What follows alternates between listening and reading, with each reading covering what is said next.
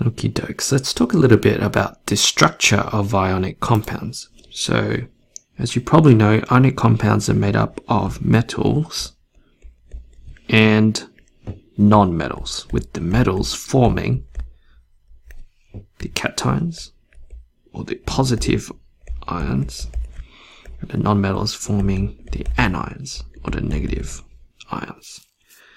Okay, now I'm going to represent a cation as like a circle or a sphere with a positive charge, and anions a circle or a sphere with a negative charge.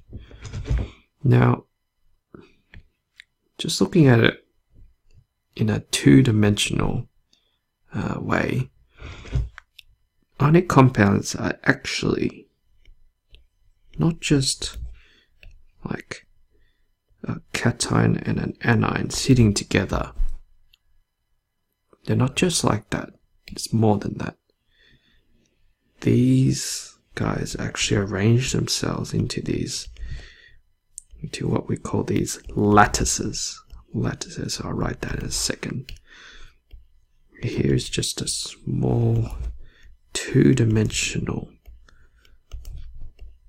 representation of a lattice. So it's a lattice of cations and anions. And this is, the 2D view. If you had to try drawing the 3D, I'm going to give it a shot. Whoops. I'm going to give it a shot. It's not easy to draw this. Hopefully you get what I'm trying to show you. 3D. Whoops. It's meant to be an anion.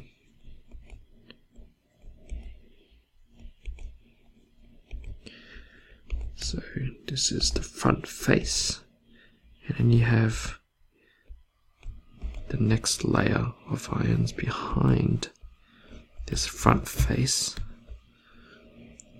So you can see tucked behind that, tucked behind here, and it just keeps going on back. And I'll probably see if I can get a picture that better represents this.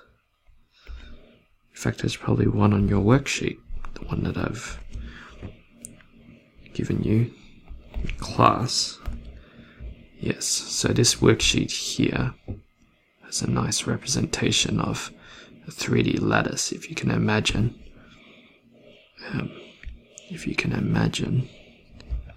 That this here is a 3D shape. This is like a cube, eh? This is like a cube. And these are meant to be like alternating positive and negative charges. This is what ionic compounds tend to form, these lattices here. It's important to know, it's important to recognize and know about this lattice structure, because it accounts for quite a few of the properties that we observe with ionic compounds.